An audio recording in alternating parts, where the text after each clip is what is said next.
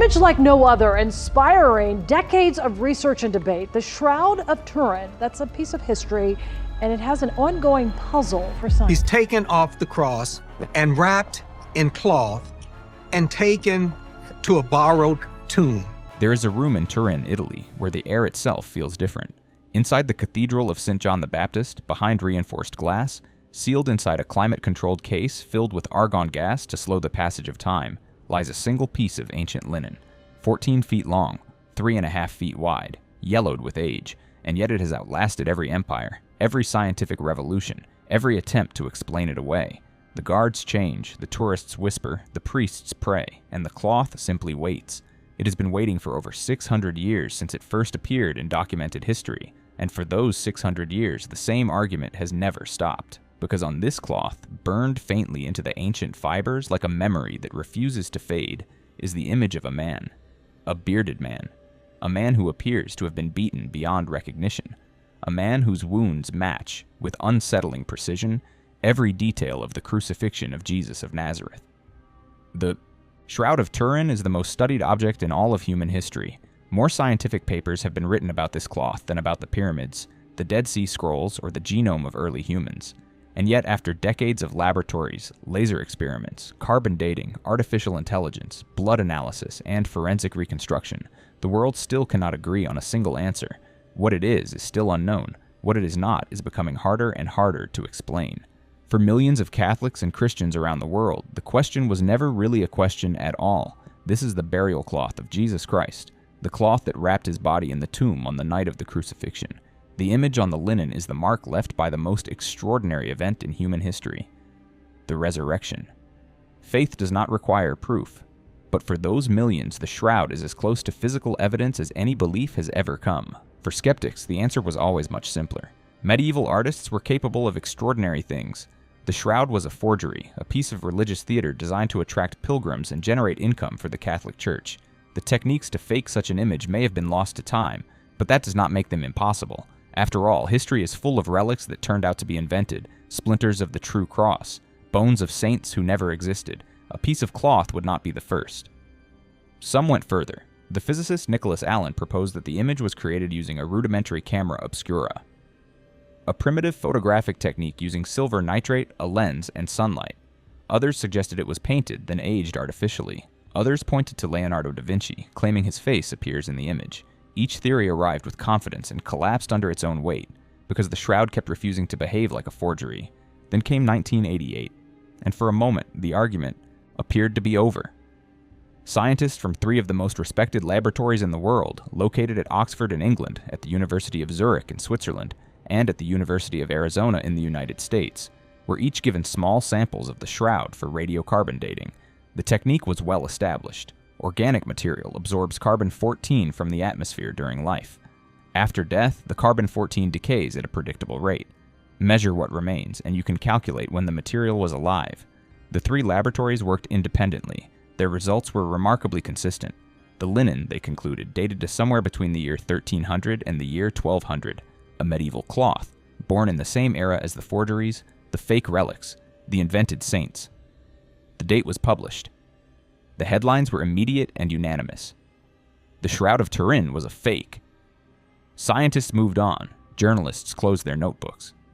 The Catholic Church, which had cautiously allowed the testing, went quiet, and the world largely decided that one of history's great mysteries had been solved by a pair of scissors and a laboratory. But there was a problem, a small, quiet, deeply inconvenient problem that would take another decade to fully understand.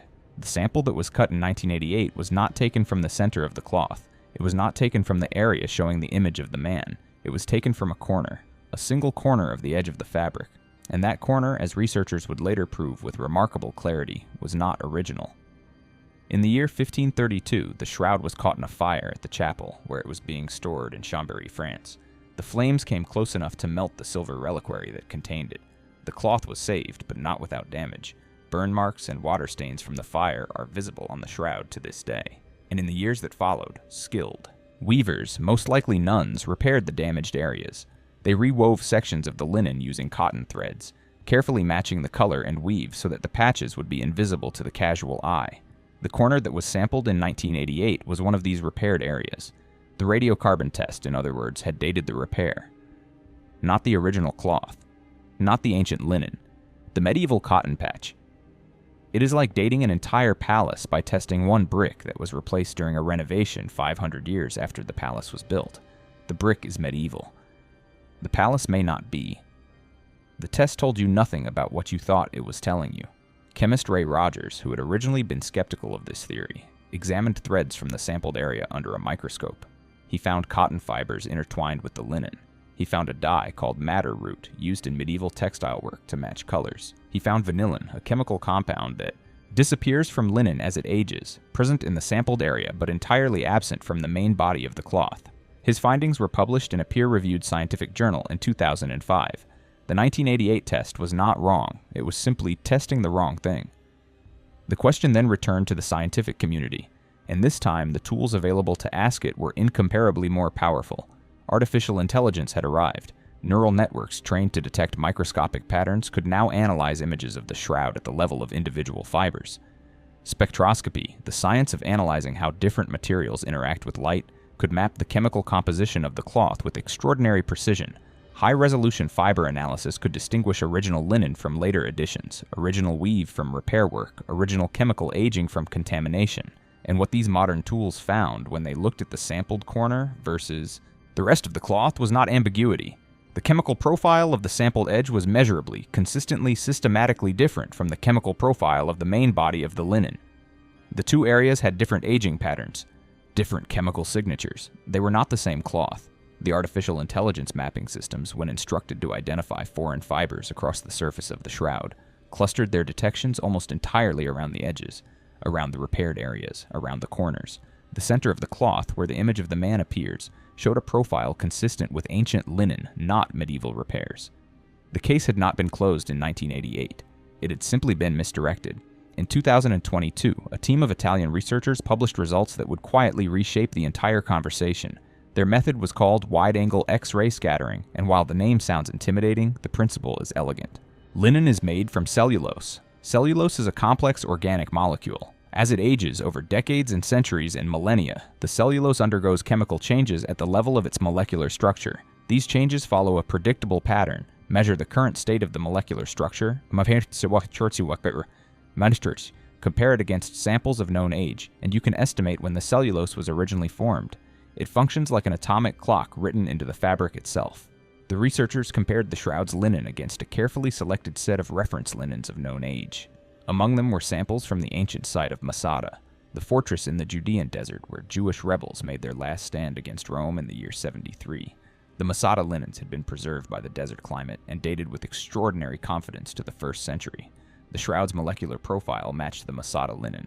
Not approximately, not suggestively. It matched with consistency that placed the shroud's origin at approximately 2,000 years ago. The medieval samples showed no match. The 1st century samples aligned almost precisely. If the dating is correct, the cloth was not made in the 1300s. It was made around the time of the crucifixion itself. But age alone does not explain the image. If the shroud is ancient linen, something still had to create the picture on it, and what is on that cloth defies every conventional explanation that has ever been proposed. The image is not paint. Microscopic analysis has found no pigment particles, no binding agents, no residues of any paint medium anywhere on the image fibers. It is not a dye. Dyes penetrate fibers and produce color by chemical bonding throughout the fiber's depth. This image does not do that. It is not a stain in the conventional sense. It is not a scorch in the conventional sense, because scorches from heat fluoresce under ultraviolet light, and this image does not fluoresce at all. What it is at the microscopic level is a thin layer of oxidized, dehydrated cellulose. The image fibers are chemically different from the non-image fibers, not because something was added to them, but because the surface layer of the fiber itself was altered. The image is, in essence, a chemical change in the topmost surface of the threads. It is approximately 200 nanometers deep. For reference, a single human hair is roughly 80,000 nanometers wide. The image goes no deeper into the fiber than the absolute surface.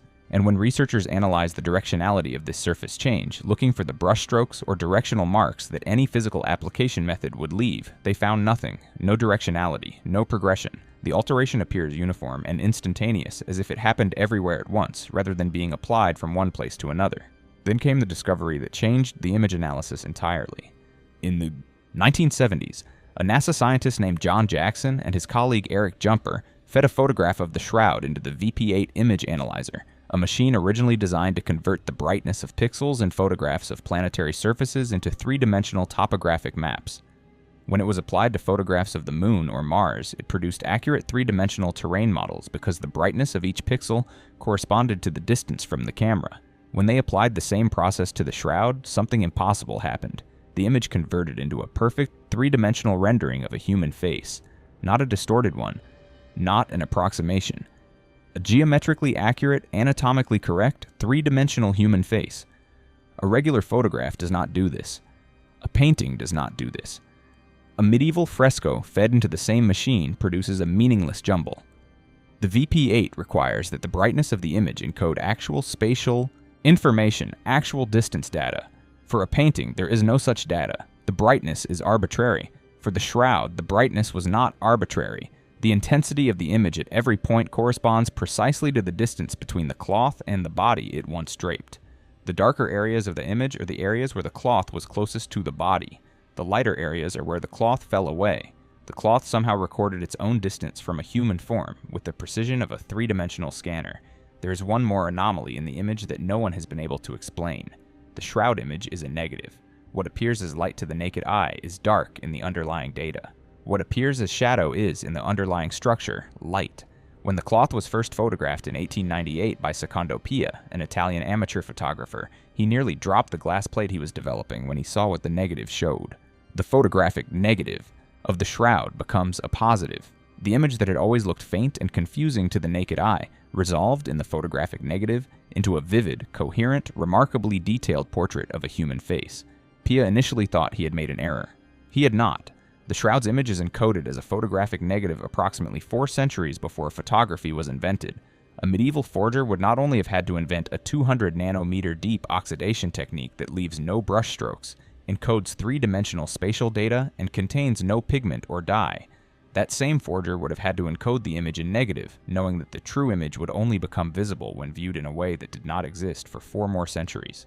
In 2012, researchers at the Italian National Agency for New Technologies, Energy, and Sustainable Development, known as ENEA, released the results of years of experiments attempting to reproduce the surface alteration visible on the shroud image fibers using ultraviolet laser pulses. They used one of the most powerful ultraviolet laser systems in Europe.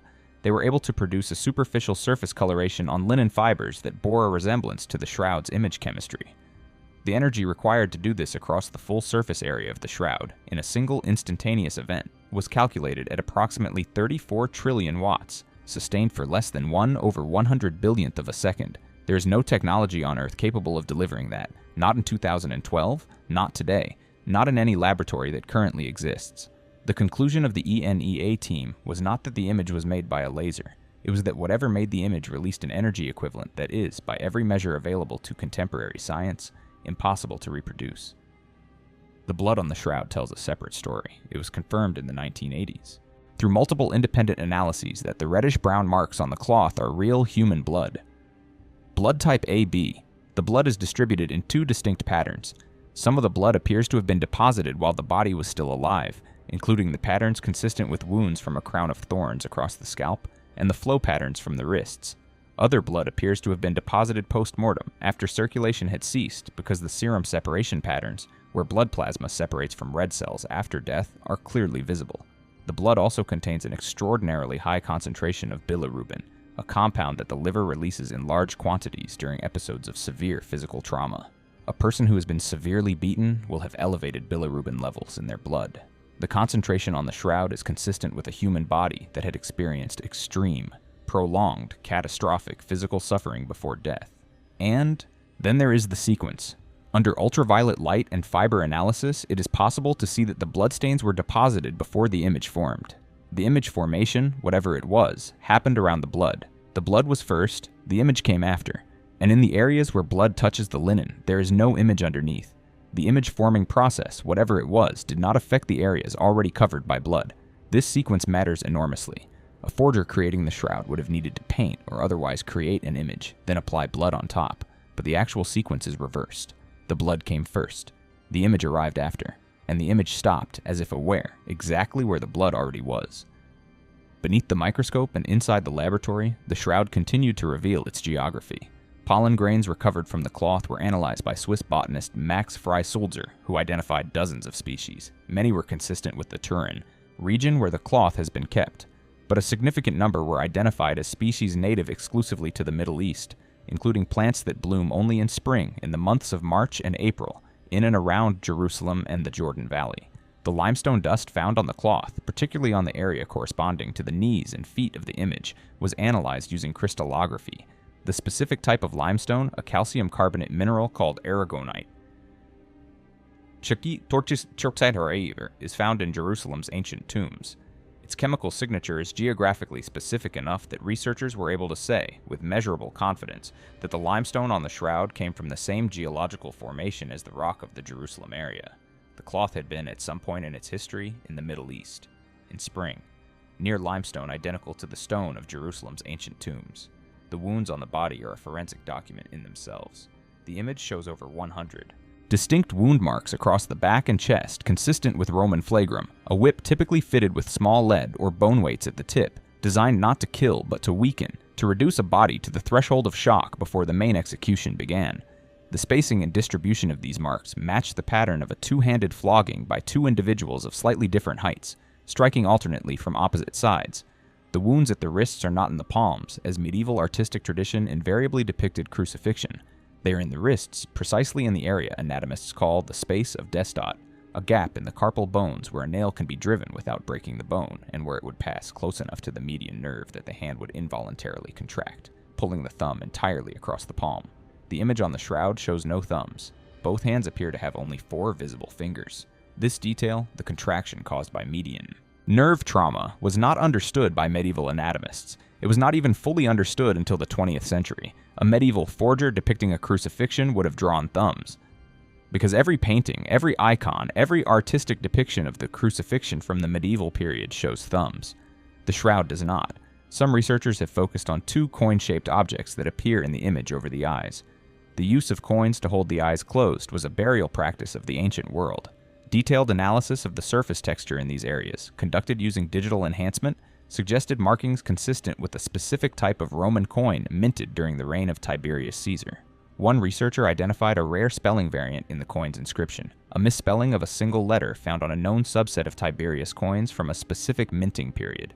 The argument is this: a medieval forger would have had to know not only that Roman burial practice included coins on the eyes, not only which coin was in circulation in 1st century Judea, but also the exact spelling error present on a small subset of a specific issue of that coin. The level of numismatic detail required goes far beyond what any medieval artist or theologian would have thought to research, or, perhaps more importantly, would have thought mattered. There is one final impossibility that the geometry of the cloth presents. When cloth wraps around a 3-dimensional object, it distorts. A flat piece of fabric draped over a face does not touch the face the same way in every direction.